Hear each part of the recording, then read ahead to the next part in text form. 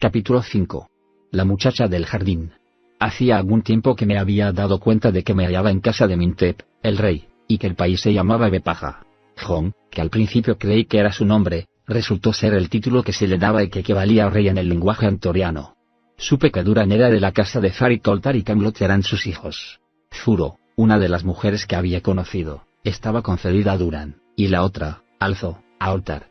Camlot no tenía mujer. Empleo la palabra concedida porque traduce directamente la voz antoriana y, además, porque parece no existir otra palabra que explique exactamente la relación entre hombres y mujeres. No se casaban, porque la institución matrimonial les era desconocida. Tampoco podría decirse que la mujer perteneciera al hombre, porque ni eran esclavas ni se adquirían mediante compra o acción bélica. Entraban en tal estado voluntariamente, después de un periodo de noviazgo, y podían separarse cuando quisieran. Igual que los hombres gozaban de libertad para hacer lo mismo y buscar nuevos vínculos con otra mujer. No obstante, como pude saber después, raras veces se rompe entre ellos este vínculo y la infidelidad es en Venus tan rara como es corriente en la Tierra. Cada día hacía ejercicio en la ancha rotonda que rodeaba el árbol, a la misma altura de mi habitación. Al decir que rodeaba el árbol, no hago más que establecer una hipótesis, ya que la porción que se me había designado solo tenía 100 pies de largo, lo que representaba la 15ª parte del perímetro del enorme árbol. A cada extremo de mi pequeño sector había una bahía. El sector contiguo al mío, a la derecha, parecía un jardín. Estaba constituido por una masa de flores y arbustos que crecían en tierra traída, sin duda alguna, de la parte del planeta que yo no había visto. El sector que se hallaba a la izquierda se extendía delante de las habitaciones destinadas a unos cuantos jóvenes oficiales agregados a la casa del rey. Les llamo jóvenes, porque Adanius me dijo que lo eran, aunque aparentaban la misma edad que los demás antorianos que había visto. Eran personas agradables y así que hube aprendido a hablar en su idioma. Sosteníamos de vez en cuando entretenidas charlas. En cambio, en el sector de la derecha nunca había visto un ser humano, pero un día en que Danus estaba ausente y yo paseaba solo, descubrí a una joven entre las flores. No me miraba y solo pude verla un instante, pero había en ella algo que me hizo desear volverla a ver y en consecuencia no pensé ya en entretenerme con los jóvenes oficiales de la izquierda. Aunque me acerqué al extremo de mi terraza contigua al jardín varios días, no volví a ver a la joven. El lugar parecía totalmente deshabitado, hasta que un día descubrí la figura de un hombre entre el follaje. Se movía con gran cautela, deslizándose sigilosamente, y de pronto, detrás de él, descubrí a otros, hasta 5. Eran similares a los habitantes de Bepaja, pero se notaban algunas diferencias. Parecían más rudos, más brutales que los hombres que había conocido yo ahí, y en otros muchos aspectos se diferenciaban de Danus, Duran, Camlot y otros conocidos míos. En sus movimientos sigilosos se observaba algo amenazador y siniestro. Me pregunté qué estarían haciendo y entonces recordé a la joven y algo me indujo a creer que la presencia de aquellos desconocidos se relacionaba con ella y que la amenazaba algún peligro. No podía colegir la índole de este, ya que sabía muy poco de las costumbres de aquellas gentes entre las que el destino me había arrojado, pero la impresión anotada era firme y acabó por excitarme haciéndome perder la cordura al aventurarme a realizar lo que hice. Sin pensar en las consecuencias de mi conducta ni en la verdadera identidad de aquellos individuos, ni la razón por la que estaban en el jardín, salté por encima de la valla y les seguí sin hacer ruido. No me habían descubierto, por haber permanecido oculto detrás de un grueso arbusto que crecía junto a la valla que separaba el jardín de mi sector. Les observé a través de aquel arbusto sin que ellos pudieran verme. Me deslicé cautelosamente y pronto comprobé que los 5 hombres avanzaban hacia una puerta abierta que daba a una estancia ricamente amueblada en la que se encontraba la joven que despertó mi curiosidad y cuya belleza me había empujado a tan loca aventura. Casi al mismo tiempo la joven levantó la cabeza y descubrió al hombre que iba delante de los otros. Profirió un grito y comprendí que mi intervención no iba a ser inútil. Me arrojé inmediatamente sobre el individuo que estaba más cerca y al mismo tiempo grité con el fin de desviar la atención de los otros 4. Efectivamente, lo conseguí. Los 4 se volvieron en el acto. Había atacado al primero tan rápidamente que conseguí arrebatarle el sable de la vaina antes de que pudiera recobrar el aplomo, y como empuñara la daga y se precipitase hacia mí, le clavé el arma en el corazón. Entonces los otros me acosaron. Tenían el rostro contraído por el furor y comprendí que iban a atacarme como fieras. El escaso espacio libre entre los arbustos reducía la ventaja que ordinariamente pueden tener 4 hombres contra 1, ya que solo podían atacarme individualmente, pero yo sabía de antemano qué final me aguardaba de no recibir auxilio, y como mi única misión era alejar a aquellos individuos de la joven, empecé a retroceder lentamente hacia la valla mientras los 4 me seguían. Mi grito y el de la joven habían sembrado la alarma. Pronto se escucharon pasos en la habitación en que se hallaba la muchacha y la voz de esta que dirigía hacia el jardín a los que llegaban. Confié que pudieran llegar antes de que mis agresores me acosaran contra la valla, destinada, en caso contrario, a ser mi sepultura, pues iban a destrozarme los 4 sables que aquellos hombres manejaban con más destreza que yo. No obstante, gracias a la providencia por haberme permitido aprender esgrima en Alemania, pues me fue de gran utilidad en aquel trance. De todos modos, no podía aspirar a mantenerme firme mucho tiempo contra aquellos sujetos, armados de una clase de sables con los que yo no estaba familiarizado. Al fin llegué a la valla y me puse a pelear de espaldas a ella. El individuo que me agredía de un modo más amenazador, acortaba la distancia por momentos. Mientras tanto, yo oía cómo corrían los hombres procedentes de la habitación. ¿Podría resistir lo suficiente?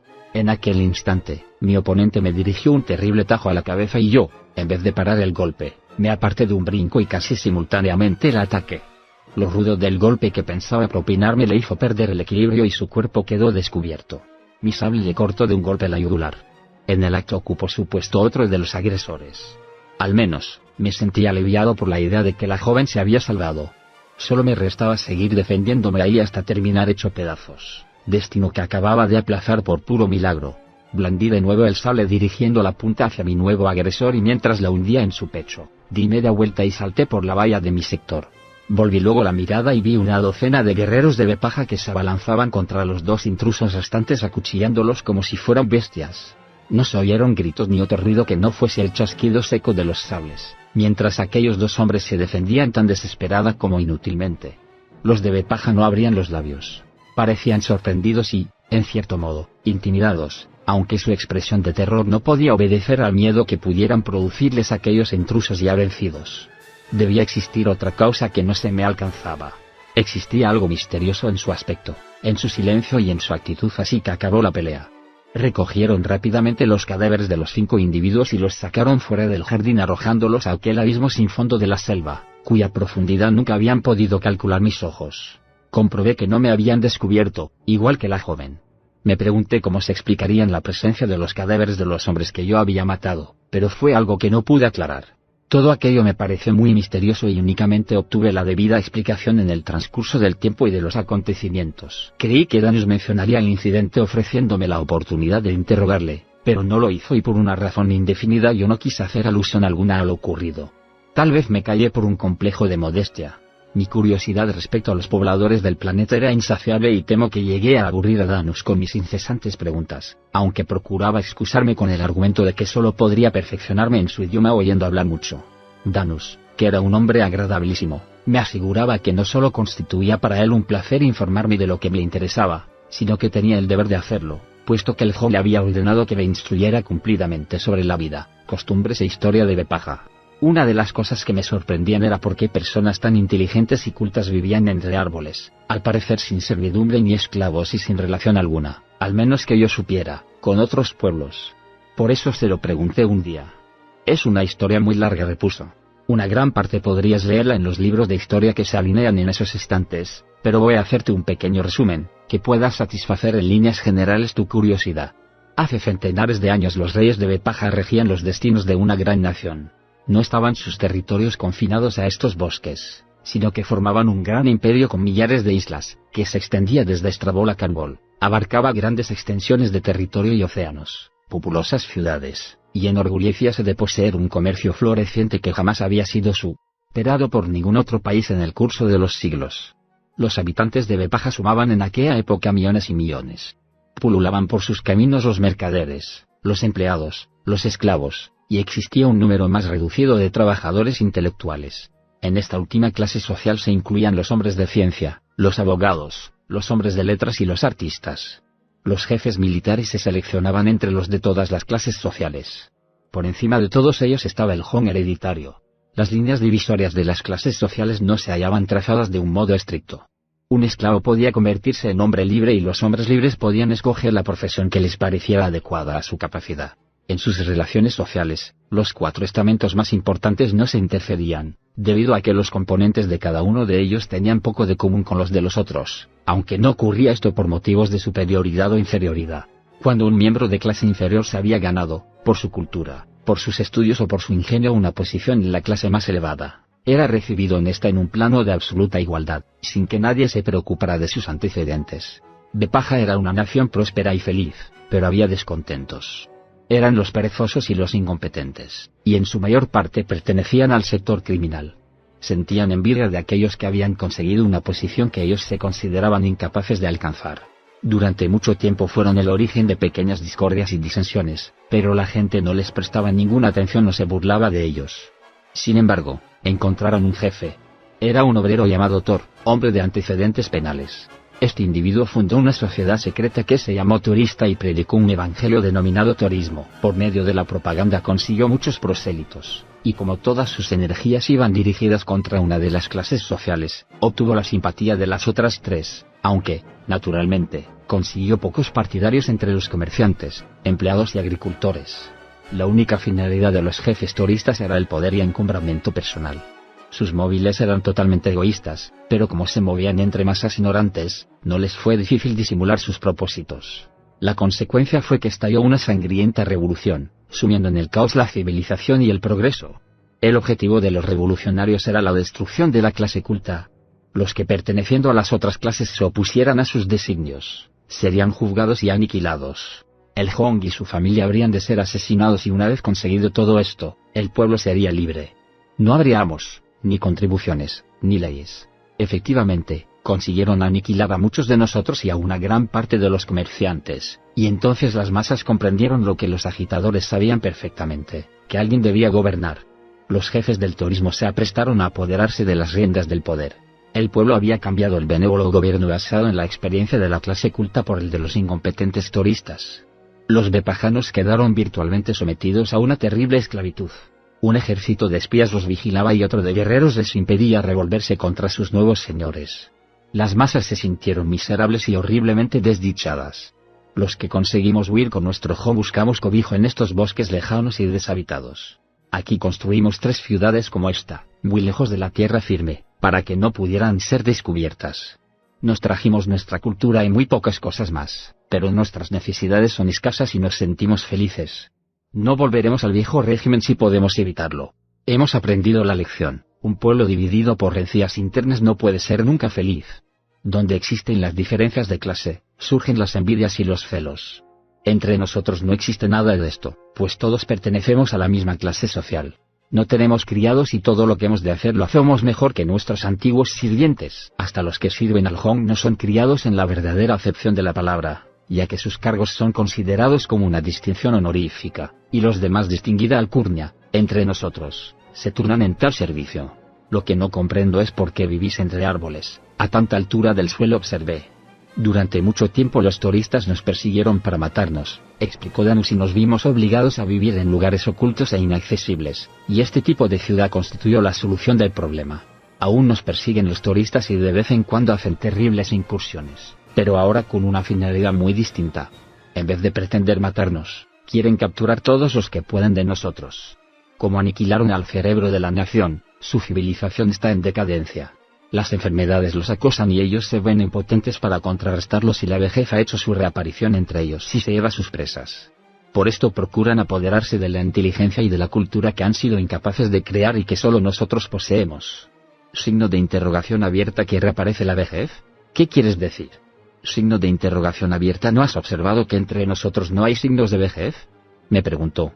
Sí, desde luego, y tampoco he visto niños. Muchas veces quería preguntarte la razón de esto. No se trata de fenómenos naturales, repuso. Es el resultado de profundas investigaciones científicas. Hace 1000 años se descubrió el suero de la longevidad. Se inyecta cada 2 años y no solo nos hace inmunes contra cualquier enfermedad, sino que restaura por completo todos los tejidos gastados. No he visto ningún niño desde que llegué a Antor, le dije. Hay niños, pero desde luego en pequeño número. Signo de exclamación abierta. Y no hay viejos, murmuré. ¿Me podrías administrar ese suero? Danus sonrió. Podré hacerlo con el permiso de Mintep, que supongo no será difícil de obtener. Ven, voy a extraerte un poco de sangre para determinar el tipo de suero que se adapta mejor a tus condiciones fisiológicas. Me invitó a entrar en su laboratorio y cuando hubo realizado el experimento, cosa que hizo con una gran facilidad, pareció sorprendido de la variedad y cantidad de bacterias perniciosas que revelaba el ensayo. Constituyes una amenaza para la vida perpetua en Antor, exclamó echándose a reír. Pues en mi mundo siempre se me consideró hombre de perfecta salud, aseguré. Signo de interrogación abierta. ¿Qué edad tienes? Inquirió. 27 años. No gozarías de esa salud dentro de 200 años y todas esas bacterias quedan en libertad para desarrollarse. Signo de interrogación abierta. ¿Y cuánto podría vivir si se las elimina? Pregunté. No lo sé exactamente, repuso encogiéndose de hombros. El suero se inventó hace 1000 años y aún hay entre nosotros personas que fueron de las primeras a quienes se inyectó. Yo tengo cerca de 500 años y Mintep 700. Nosotros creemos que, salvo accidentes imprevistos, podemos vivir eternamente, pero, claro está, no podemos precisarlo. Teóricamente es así. En aquel momento vinieron a llamarnos y yo salí a mi terraza para hacer un poco de ejercicio. Se me había hecho necesario realizarlo con asiduidad, ya que siempre fui de complexión atlética. La natación, el boxeo y la lucha libre fortalecieron y desarrollaron mis músculos desde que volví a América en compañía de mi madre, a la edad de 11 años, y me interesó mucho la esgrima cuando viajé por Europa, después de su muerte. Durante el periodo universitario me apliqué a practicar el boxeo de peso medio, en California, y alcancé diversas medallas en torneos de natación a distancia. Por esto la forzosa inactividad de los 2 últimos meses me había relajado físicamente bastante. Hacia el final de mis estudios universitarios, me fui convirtiendo en un hombre relativamente grueso, pero era debido a la fortaleza y perfecto estado de mis huesos y músculos. Últimamente mi peso había aumentado unas 20 libras y esto ya significaba exceso de grasas. Me las arreglaba lo mejor que podía en mi terraza de 100 pies de extensión. Corría varias millas, hacía como si boxeara, saltaba con la cuerda y pasaba muchas horas cumpliendo los viejos preceptos higiénicos referentes a ejercicios físicos. Un día me dedicaba a boxear con mi sombra, a la derecha de mi terraza, cuando descubrí de pronto a la joven del jardín. Me estaba observando. Chocaron nuestras miradas y entonces interrumpí mis ejercicios y le sonreí.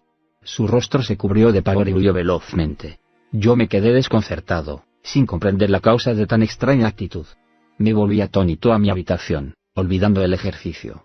Aquella vez había visto plenamente el rostro de la joven, mirándola a los ojos, y quedé prendado de su belleza. Desde que llegué a Venus, comprobé que todos los hombres y mujeres eran tipos agraciados, pero nunca pude imaginarme ver en este ni en ningún otro mundo una tal perfección de color y de facciones, combinadas con los rasgos de carácter y de inteligencia, como la que admiré en el jardín contiguo a mi terraza. Pero ¿por qué echó a correr cuando yo le sonreí? Tal vez lo hiciera simplemente porque descubrí que me estaba observando. Después de todo, la naturaleza humana coincide, en muchos aspectos, en todas partes. Hasta 26 millones de millas de la Tierra existen seres humanos como nosotros y una joven dotada de curiosidad que echa a correr cuando se la descubre. Me pregunté si se parecería a las mujeres de la Tierra en otros aspectos, pero era tan hermosa que no lo dudé. ¿Sería joven o vieja? Si tuviera 700 años. Entré en mi cuarto y me dispuse a bañarme, mudándome de ropa. Hacía tiempo que había adoptado la prenda de vestir típica de Antor. Cuando mis ojos se fijaron en el espejo que colgaba en mi cuarto de baño comprendí, de pronto, la causa del pavor de la joven y de su repentina huida. Era mi barba. Estaba sin cortar hacía casi un mes y resultaba lógico que aterrase a cualquier persona que no hubiese visto nunca una barba así. Cuando volvió Danos, le pregunté qué podría hacer con mi barba. Entró en otra estancia y volvió con un frasco de ungüento. Frótate con esto el pelo del rostro, me instruyó, pero ten cuidado de no tocar las cejas, ni las pestañas, ni el pelo de la cabeza. Déjalo húmedo un minuto y luego lávate la cara. Me dirigí a mi cuarto de baño y abrí el frasco. Su contenido parecía vaselina y olía a demonios. No obstante, me friccioné siguiendo las instrucciones de Danos. Cuando, instantes después, me lavé, se desprendió el vello de mi barba dejándome el rostro suave y limpio.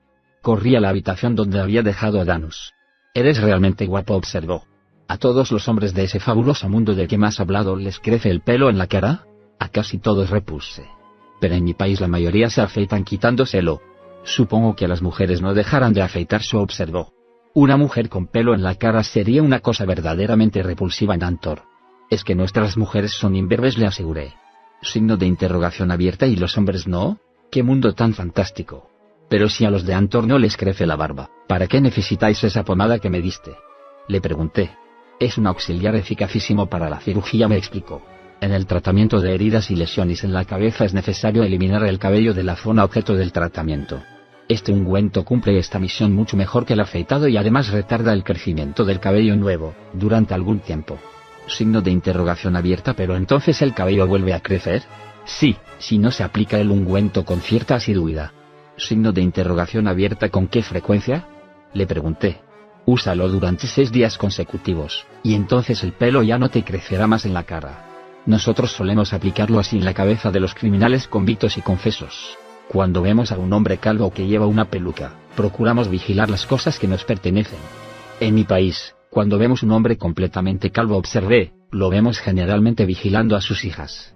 Por cierto, esto me recuerda que he visto a una joven bellísima, en el jardín contiguo a mi terraza. ¿Quién es?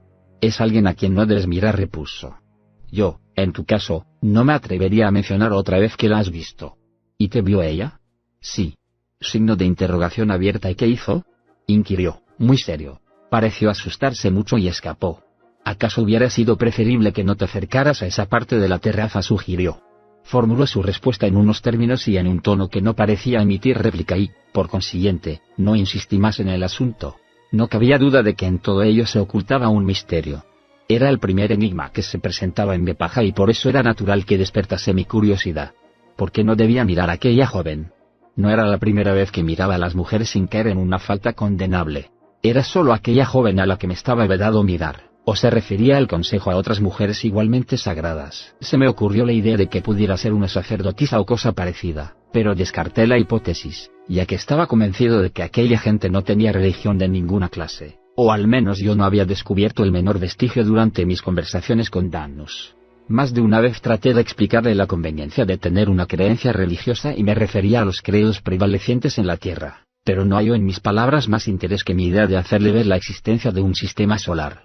Como ya había visto una vez a aquella joven, sentí vehementes deseos de volverla a ver, y ahora que tal deseo aparecía contrarrestado por una prohibición, se acentuó mi apetencia de volver a admirar la divina belleza de aquella mujer y poder hablar con ella. No había prometido a Danus cumplir su prescripción, pues desde el primer momento adopté el criterio de no hacer caso de su consejo y aprovechar la primera oportunidad que se me presentase. Comenzaba a cansarme aquel confinamiento virtual a que me veía condenado desde que llegué a Antor. Ni un amable carcelero ni una prisión benigna pueden ser nunca sustitutos satisfactorios de la libertad. Le había preguntado ya a Danus cuál era mi verdadera situación y qué planes tenían conmigo para el porvenir, pero siempre eludió la respuesta con evasivas, limitándose a decir que era huésped de Mintep, el Hong, y que mi porvenir dependía de la entrevista que en su día me habría de conceder Mintep. Un día, de pronto, pareció acentuarse la noción de las restricciones a que me veía sujeto. No había cometido ningún crimen. Era un visitante pacífico de Bepaja y no tenía el deseo ni la facultad de hacer daño a nadie. Estas consideraciones me hicieron adoptar una decisión, precipitando los acontecimientos. Minutos antes me sentía contento con mi suerte, limitándome a esperar la decisión de aquella gente, pero ahora estaba desafonado. ¿Qué me había inducido a tan repentino cambio? ¿Sería esa misteriosa alquimia espiritual que transmuta uno de nuestros estados letárgicos en ambiciosos deseos? ¿Sería que la gloriosa visión de una mujer bellísima había trastornado repentinamente mis aspiraciones vitales? Volví a buscar a Danus. Te has mostrado muy amable conmigo, le dije, y he pasado unos días muy felices aquí, pero pertenezco a una raza que necesita la libertad más que nada en el mundo. Como ya te he explicado, me encuentro aquí contra mi voluntad, pero aquí estoy y creo tener derecho a que se me conceda el mismo trato que se os hubiera concedido a uno de vosotros al visitar mi patria en circunstancias parecidas. Signo de interrogación abierta. ¿Y qué trato hubiera sido este?, preguntó. El derecho a la vida, al libre albedrío y a la consecución de la felicidad. Lo que necesito, en una palabra, es libertad.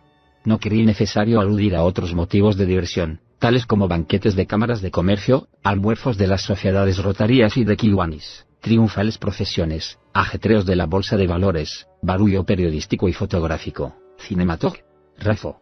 Lo único que mencioné fue la libertad y el derecho a ser feliz.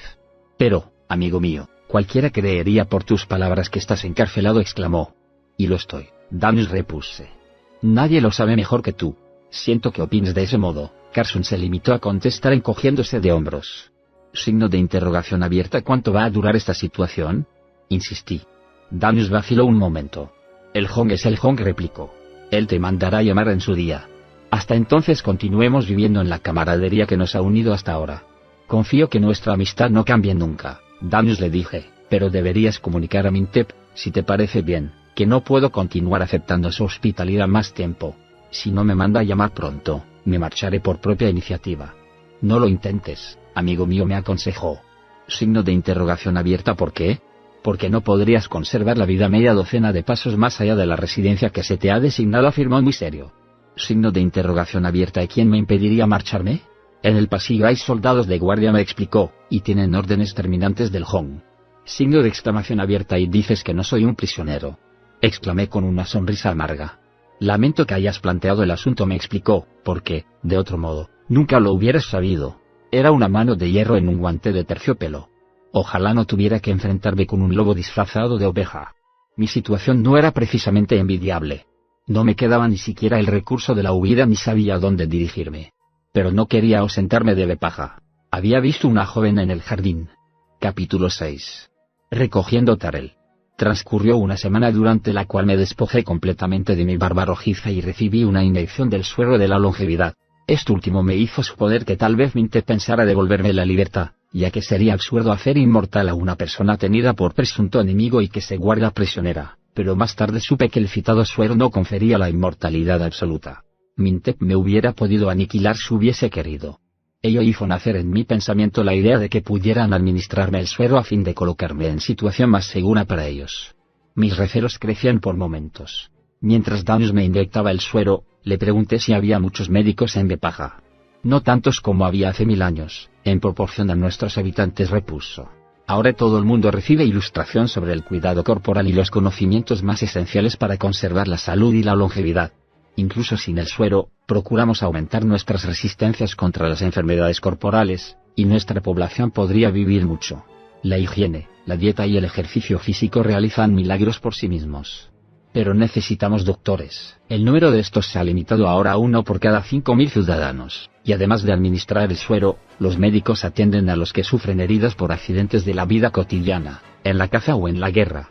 Antiguamente había muchos más doctores de los que cabría exigir en el seno de una sociedad que vive decorosamente, pero ahora hay diversas disposiciones que limitan su número. No solo existe una ley que lo restringe, sino que los 10 años de estudios que se requieren, el largo entrenamiento posterior y los difíciles exámenes que se han de sufrir, reducen el número de los que se deciden a dedicarse a tal profesión. Y aún existe otro factor, que probablemente influye, acaso más que ninguno, en la manifiesta reducción del gran número de médicos que, en tiempos pasados, amenazaban más que salvaguardaban la continuidad de la vida en Antor. Se trata de una disposición por la que se obliga a cada médico y a cada cirujano a archivar el historial clínico de cada uno de sus enfermos, el cual se entrega al médico director de su distrito. Desde el diagnóstico al completo restablecimiento, todos los detalles sobre la marcha de cada caso quedan recopilados y expuestos al examen público para que la gente pueda consultarlos. Cuando un ciudadano requiere los servicios de un médico o de un cirujano, puede averiguar fácilmente aquellos facultativos que obtienen resultados favorables y aquellos que fracasan. Afortunadamente, en nuestros días, existen pocos de los últimos. La ley ha demostrado su eficacia. Aquella explicación me interesó de veras, ya que he sufrido diversas experiencias con médicos y cirujanos de la tierra. Signo de interrogación abierta. ¿Y cuántos médicos resistieron los efectos de esta política?, le pregunté. Alrededor de un 2%. Pues debe de existir una proporción de buenos doctores mucho mayor en Antor que en la tierra, comenté. El tiempo transcurría con demasiada lentitud para mí. Leía mucho, pero un hombre joven no puede satisfacer todos sus anhelos vitales leyendo libros. Desde luego, no cabía olvidar el jardín contiguo a mi terraza. Me habían aconsejado eludir aquella parte de mi residencia, pero yo no seguía el consejo, al menos si Danius estaba ausente. Cuando se marchaba, solía yo atisbar hacia aquel lugar, que siempre parecía desierto. No obstante, un día conseguí descubrir vagamente su presencia. Me estaba espiando por entre unos arbustos floridos. Me hallaba yo junto a la valla que separaba mi terraza del jardín. No era muy alta, cosa de unos 5 pies. Esta vez la joven no echó a correr y siguió mirándome fijamente, pensando que no podía descubrirla porque estaba oculta entre el follaje. Desde luego, no podía verla con toda precisión y solo Dios sabe cuánto ansiaba mirarla plenamente. ¿Qué atracción tan inexplicable y sutil ejercen algunas mujeres sobre los hombres? Para algunos únicamente existe una mujer en el mundo capaz de producir tal atracción, y si realmente hay otras no se ponen de manifiesto. Para otros hombres, son varias las mujeres atrayentes, y aún existen algunos para los que no hay mujer alguna capaz de tal sugestión. En mi caso, el objeto de mi ilusión era aquella mujer de una raza distinta, de un planeta diferente. Acaso existieran otras, pero hasta entonces yo no había observado su influencia. Nunca me había sentido movido por tan vehemente atracción. Lo que hice entonces lo realicé impelido por la fuerza de un impulso incontenible, como obedeciendo a una ley de la naturaleza. Salté la valla. Antes de que la joven pudiera huir, me hallaba a su lado. Me miró con una expresión de horror y de consternación, como si me tuviera miedo. No temas, la tranquilicé. No voy a hacerte daño alguno. Tan solo deseo hablar contigo. Siguió, altiva. No tengo miedo, me contestó, pero... Se detuvo, y pareció titubear. Pero si te ven aquí, te matarán. Vuelve a tus habitaciones enseguida y no intentes nunca más una temeridad como esta. Casi me estremeció la idea de que aquel miedo reflejado manifiestamente en su mirada pudiese tener por motivo mi propia seguridad. Signo de interrogación abierta. ¿Cuándo podré volver a verte?, le pregunté. Ella respondió en tono decidido: no volverás a verme jamás. Ahora que te he conocido, ya no podré dejar de verte. Te he de ver a menudo o pereceré en mi intento. O no sabes lo que dices o estás loca, observó, a la vez que volvía la cabeza para marcharse. Yo la retuve por el brazo. Signo de exclamación abierta. Espera, le supliqué. Revolvióse como una fierafía y me abofeteó. Después sacó el puñal de la funda que llevaba colgada del cinturón. Signo de interrogación abierta. ¿Cómo te has atrevido a tocarme? Podría matarte, gritó. Signo de interrogación abierta. ¿Y por qué no lo haces?, le pregunté. Signo de exclamación abierta. Te odio, afirmó, como si realmente lo sintiese. Y yo te amo, repuse, seguro de que estaba confesando la verdad. Ante tal declaración, sus ojos cubriéronse de horror. Se volvió con tal presteza que no pude impedir su huida. Me quedé un instante dudando si seguirla o no, pero, por último, un mínimo de cordura me salvó de tan temerario propósito. Momentos después me hallaba de nuevo en mi terraza. No sabía si alguien me habría visto, pero nada me importaba. Cuando, poco después, volvió Danus, me dijo que Mintep me había mandado llamar. Pensé enseguida si aquella convocatoria tendría alguna relación con mi aventura del jardín, pero no pregunté nada. De ser así, ya me informaría a su tiempo. La actitud de Danus fue la misma de siempre, pero no por esto quedé tranquilo.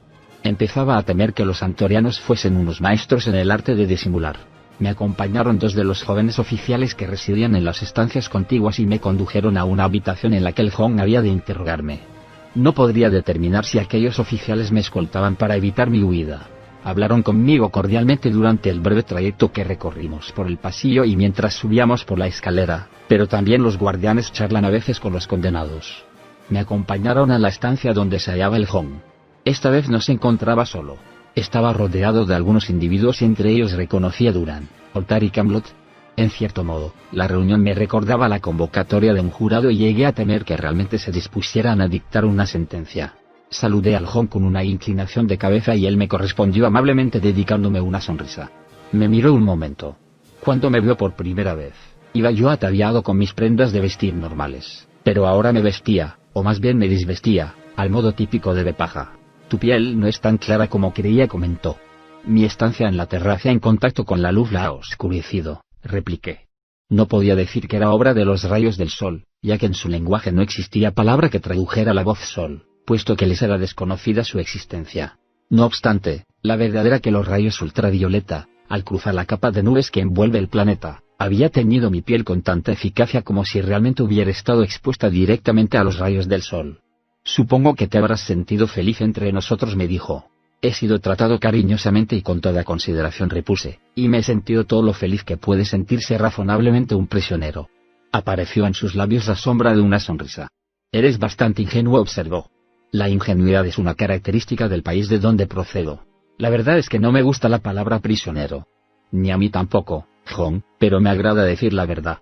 Me he sentido prisionero, y he estado esperando esta oportunidad para preguntarte la razón de mi confinamiento y cuándo voy a conseguir la libertad. Sus cejas se arquearon ligeramente y después sonrió con franqueza. Me parece que voy a complacerte, me dijo. Eres honesto y valeroso, si no me equivoco, y creo conocer a los hombres. Asentí con la cabeza. Realmente no esperaba que recibiera mi demanda con tan generosa actitud, pero no me sentía completamente tranquilo. La experiencia me había enseñado que, a veces, los hombres se muestran afectuosos para ocultar otros designios. Quisiera decirte algunas cosas, continuó. Aún nos sentimos acosados por nuestros enemigos, los cuales, de vez en cuando, organizan incursiones contra nosotros y en diversas ocasiones han conseguido infiltrar espías entre nosotros. Existen tres cosas que nosotros poseemos y que ellos quieren, pues no se resignan a que su raza se extinga. Necesitan nuestros conocimientos científicos y el cerebro y la experiencia para aplicarlos. Por esto tratan por todos los medios de apoderarse de nuestros hombres, para someterlos a esclavitud y obligarles a revelarles nuestros conocimientos que ellos no poseen. También buscan a nuestras mujeres con la esperanza de conseguir hijos de mayor mentalidad que la de los que ellos tienen ahora. La historia que nos contaste de haber cruzado millones de millas en el espacio, procedente de otro mundo, Es, desde luego, extraordinaria y resulta lógico que provocara nuestros recelos. Creíamos ver en ti a uno de tantos espías turistas, hábilmente disfrazado. Por esta razón estuviste bajo una cuidadosa e inteligente observación, misión de la que fue encargado Danus. Sus informes ponen de manifiesto que no existe duda alguna de que ignorabas por completo el lenguaje de Antor cuando viniste, y como es este el único idioma conocido que se habla entre todas las razas de nuestro mundo, hemos llegado a la conclusión de que tu relato, en parte, debe de ser cierto. El hecho de que tu piel, tu cabello y tus ojos sean de diferente color que los de los hombres de todas las razas que conocemos constituye una evidencia más de nuestro punto de vista. Por consiguiente, estamos dispuestos a admitir que no eres turista, pero queda un problema pendiente. ¿Quién eres y de dónde vienes? Ya te dije la verdad. No tengo que añadir nada y me limitaré a recomendarte que medites sobre el hecho de que masas de nubes, al rodear por completo Antor, oscurecen vuestra visión, obligándoos a ignorar lo que existe más lejos. No sigamos disputando sobre ese extremo, contestó moviendo la cabeza con escepticismo. Es inútil que pretendas echar por tierra todo el caudal científico atesorado por nosotros durante miles de años. Estamos dispuestos a aceptarte como hombre de distinta raza, tal vez, según supusimos al principio por el traje que llevabas, como procedente del frío y temible país de Carbol. Eres libre de andar por donde quieras. Si te quedas debes sujetarte a las leyes y costumbres de Bepaja, y tendrás que ganarte la vida. ¿Qué sabes hacer? Dudo que pueda competir con los habitantes de Bepaja en el ejercicio de sus actividades profesionales, admití. Pero podré aprender algo si se me concede tiempo. ¿Acaso podamos designarte una persona que te adiestre?, dijo el Hong. Mientras tanto, te quedarás en mi casa ayudando a Danus. Podríamos llevarlo a nuestra casa y adiestrarlo, intervino Duran, caso de que quiera ayudarnos a cazar y a recoger tarel. El tarel es una fibra fuerte y sedosa con la que se confeccionan las prendas de vestir y las cuerdas. Me imaginé que el trabajo de recoger aquel material había de ser un trabajo aburrido, pero la idea de cazar me sugestionó. No pude por menos de reconocer los buenos deseos de Duran y además no quería ofenderle rechazando su oferta. Por otra parte, cualquier cosa resultaba apetecible con tal de poder ganarme la vida, si esta condición era imprescindible. Acepté, por consiguiente, y una vez acabada la entrevista, salí de la estancia, me despedí de Danus, que me invitó a visitarle a menudo, y me marché con Duran, Oltar y Camlot. Como no se hizo mención alguna de ello, llegué a la conclusión de que nadie había presenciado mi encuentro con la joven del jardín, la cual seguía predominando en mi pensamiento y siendo la causa principal de que me viera obligado a salir de la casa del Hong. De nuevo me vi establecido en la casa de Duran, pero en esta ocasión me destinaron una estancia mucho más grande y cómoda. Camlot se encargó de mí. Era el más joven de los hermanos, de carácter quieto y reposado y con una musculatura de atleta. Cuando me hubo enseñado mi nueva habitación, me llevó a otra, una pequeña armería, provista de lanzas, sables, dagas y arcos. Junto a una ventana aparecía un largo banco con diversas herramientas y unos aparadores en los que se veían los materiales necesarios para la manufactura de arcos, flechas y dardos. Muy cerca había una forja y un yunque, viéndose asimismo planchas y lingotes de metal. Signo de interrogación abierta. ¿Sabes manejar el sable?, me preguntó al escoger uno para mí. Sí, pero solo como deporte, repliqué. En mi país tenemos armas muy perfeccionadas, por lo que los sables resultan inútiles para el combate.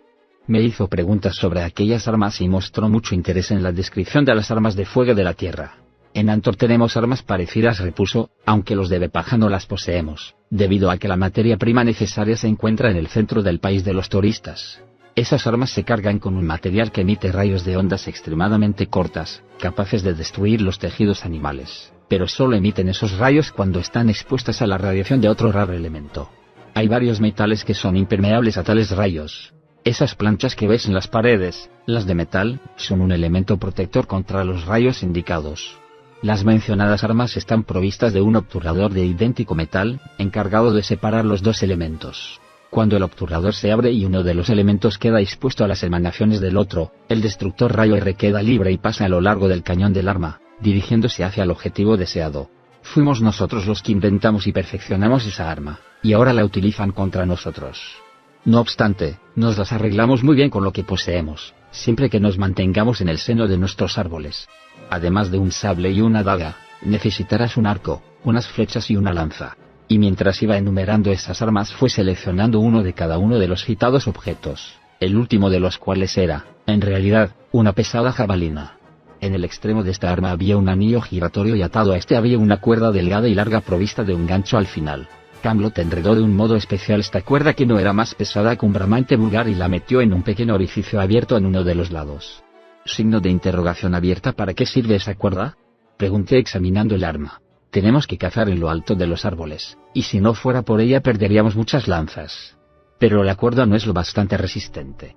Está hecha de tarel, y podría soportar el peso de 10 hombres. No pasará mucho tiempo sin que te des cuenta del extraordinario valor del tarel. Mañana saldremos juntos a recoger un poco. Últimamente escasea bastante. A la hora de cenar volví a ver a Zuro y a Alzo, las cuales se mostraron muy afables conmigo. Por la noche me enseñaron el juego favorito de Bepaja, el Torque, que se juega con unas piezas muy parecidas a las del Mahjong y recuerda mucho al póker. Aquella noche dormí perfectamente en mi nuevo cuarto y cuando amaneció me levanté, ya que Camelot me había advertido que debíamos partir temprano para nuestra expedición. No puedo decir que me sintiera muy entusiasmado ante la perspectiva de pasar el día recogiendo tarel.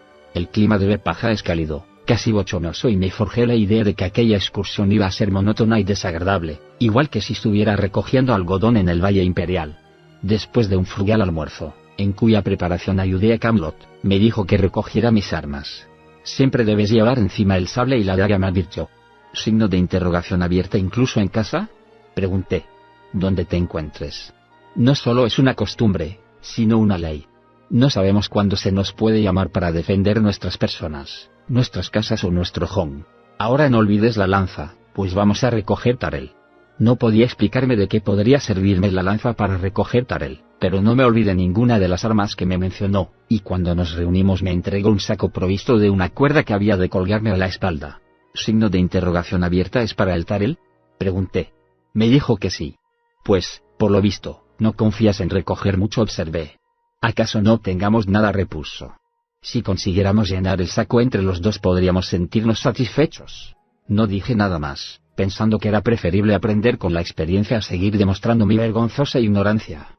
Si realmente el tarel era tan escaso, no tendría que afanarme mucho y ello me satisfacía. No es que sea perezoso, pero me gusta el trabajo cuando me obliga a tener los nervios en tensión. Cuando estuvimos los dos listos, Camelot inició la marcha escaleras arriba, cosa que me desconcertó, aunque no me aventuré a preguntarle nada más. Remontamos los 2 pisos superiores y penetramos en una oscura escalera de caracol que conducía aún más alto, dentro del árbol. Continuamos ascendiendo cosa de unos 50 pies y al fin Camelot se detuvo y vi que manipulaba algo en la parte de arriba. De pronto surgió una ráfaga de luz que procedía de un orificio circular cerrado con una pesada puerta. Camelot se deslizó por ahí y yo seguí tras él. Fuimos a parar a una gruesa rama del árbol. Mi acompañante cerró con llave la puerta, empleando una llavecita. Entonces me di cuenta de que la puerta estaba recubierta de corcho, de tal manera que, una vez cerrada, hubiera sido difícil que nadie la descubriera.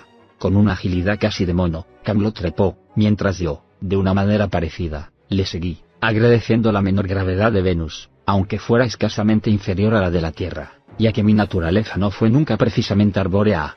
Después de ascender un centenar de pies, Camelot pasó a un árbol contiguo cuyas ramas se entrelazaban con las del otro por el que habíamos trepado, y comenzó de nuevo la ascensión. De vez en cuando, el Bepajano se detenía para escuchar, mientras íbamos pasando de una rama a otra, remontando mayor altura. Haría cosa de 1 hora que estábamos de marcha cuando se detuvo de nuevo. Esperó que yo le alcanzase, me invitó al silencio llevándose un dedo a los labios. Tarel susurró señalando hacia el follaje en dirección a otro árbol contiguo. No comprendía yo por qué había de susurrar y mis ojos siguieron la dirección indicada por el dedo. A una distancia de unos 20 pies descubrí algo que parecía una enorme tela de araña parcialmente oculta entre el follaje. «Estate preparado con la lanza», susurró Camelot. «Pon la mano en la presilla y sígueme, pero no demasiado cerca. Puedes necesitar espacio para manejar la lanza». «¿Lo ves?», no confesé. Únicamente, veía aquella especie de gran tela de araña y no tenía la menor idea de qué pudiera ser. Ni yo tampoco, pero puede estar escondido y a veces atisba desde arriba para poderle coger a uno por sorpresa. Aquello iba resultando más animado que recoger algodón en el Valle Imperial, aunque realmente no podía colegir de qué se trataba. Camelot no parecía excitado. Conservaba todo su aplomo, pero con una actitud cautelosa. Fue trepando lentamente hacia la tela de araña, con la jabalina dispuesta en la mano, y yo le seguí. Cuando pudimos verla plenamente, comprobamos que estaba vacía. Camelot sacó la daga. «Empieza a cortar», murmuró. «Corta cerca de la rama y sigue la tela en circunferencia. Yo empezaré desde el otro lado hasta que nos encontremos. Ten cuidado de no engancharte, especialmente si se nos presenta de pronto». Signo de interrogación abierta. «¿Y no podríamos dar la vuelta?», pregunté. Camelot pareció sorprendido. Signo de interrogación abierta. «¿Y para qué?». contestó con cierta brusquedad. Para sorprenderla. Signo de interrogación abierta. ¿Pero qué te crees que es? Una tela de araña. Es Tyrell. Quedé desconcertado por la réplica. Había supuesto que el Tyrell estaba más allá de la tela de araña. Seguía tan desorientado como antes, pero al menos ahora sabía lo que era el Tyrell. Haría unos minutos que estábamos cortando cuando oí un ruido procedente de un árbol cercano. Camelot también lo había oído. Ya viene, dijo. Alerta. Envainó la daga y agarró la lanza. Yo seguí su ejemplo. El ruido cesó. Nada se veía entre el follaje. De pronto, se oyó un crujido de ramas y apareció una faz a más de 15 yardas. Era horrible. Parecía la de una araña de dimensiones gigantescas. Cuando se dio cuenta de que la habíamos descubierto, profirió un aullido aterrador, que solo había escuchado otra vez en mi vida. Enseguida reconocí al animal, su voz y su cabeza. Una bestia semejante fue la que había ahuyentado a mi perseguidor la primera noche que caí frente a la puerta de Durán. Signo de exclamación abierta. Prepárate. Me avisó Camelot. Va a atacarnos. Aún no había acabado de pronunciar estas palabras cuando la hedionda alimaña se abalanzó sobre nosotros. Tenía el cuerpo y las piernas cubiertos de un pelo largo y negro, y sobre cada uno de sus ojos lucía una mancha amarilla del tamaño de un platillo. A medida que avanzaba iba profiriendo gritos terribles como si pretendiera paralizarnos de terror. La lanza de Camelot hizo un balanceo de atrás hacia adelante y la poderosa jabalina partió al encuentro de la alocada bestia, clavándose en su repulsivo caparazón, pero el animal no se detuvo y avanzó recto hacia Camelot. Yo lancé a mi vez la jabalina que fue a clavársele en el costado. Ni siquiera esto lo contuvo y vi horrorizado cómo agarraba a mi compañero que se había desplomado sobre la rama en que se había apoyado. La horrible araña se le echó encima. Para Camelot y la araña no era cosa difícil moverse allí, ya que los dos estaban habituados, pero yo me hallaba en una posición muy precaria. Desde luego, las ramas del árbol eran enormes y las pequeñas se entrelazaban. Estaba muy lejos de sentirme seguro, pero no tenía tiempo para pensar en ello. Si no habían muerto, Camelot estaba a punto de perecer. Saqué la espada, di un brinco hasta ponerme junto a la repugnante bestia, y comencé a acuchillarla como un loco en la cabeza. Entonces abandonó a Camelot y se revolvió contra mí, aunque estaba ya seriamente herida y se movía con dificultad. Mientras le acuchillaba la cabeza, vi aterrado que Camelot yacía inerte, como muerto. No se movía. Pero casi no tuve tiempo para dirigir aquella mirada furtiva hacia mi compañero. De no haberme movido con presteza, también yo hubiera perecido. Aquel animal se revolvió de pronto, movido por una inesperada y feroz vitalidad. Sangraba copiosamente por sus muchas heridas y por lo menos 2 de ellas debían de ser mortales, pero hacía esfuerzos para alcanzarme con los terribles garfios que remataban sus patas delanteras para atraerme a sus odiosas mandíbulas. El sable de pájaro es agudo y de 2 filos, y un poco más ancho y grueso cerca del extremo, y aunque no estaba para pensar en estos detalles, su golpe debía de ser mortal. Tuve ocasión de experimentarlo, pues cuando una de las garras del animal se adelantó para atraparme, le di un tajo que la seccionó de golpe. La alimaña bramó más aún y con un resto de energía saltó sobre mí igual que lo hacen las arañas sobre su presa. Volví a acuchillarla y me eché hacia atrás. Por último, le hundí el arma en su nauseabunda faz en el momento en que caía sobre mí. Al sentir aquel peso, mi cuerpo resbaló en la gran rama en que estaba y empecé a caer. Por fortuna, las pequeñas ramas entrelazadas me proporcionaron algún apoyo. Me agarré como pude y contrarresté mi caída, consiguiendo encaramarme en una gruesa rama plana, a unos 10 o 15 pies hacia abajo. Había conservado el sable y como no estaba herido volví a encaramarme con la mayor presteza para salvar a Camelot de nuevos ataques, pero no fue precisa mi ayuda. El gran Targo, como llaman a esta horrible bestia, estaba muerto. También lo estaba Camelot. No tenía pulso ni el corazón le latía lo más mínimo. El mío se agitaba en el pecho. Había perdido un amigo, teniendo tan pocos como tenía, y me veía perdido en aquel laberinto. Comprendí que me sería imposible encontrar el camino para volver a Bepaja, pero mi vida dependía de ello y tenía que hacer cuanto estuviera en mis manos. Podía defender, pero no sabía si me hallaba aún sobre la población o no. Dudé. Aquello era la recolección del Tyrell. Aquella era la ocupación que yo temí encontrar aburrida y monótona.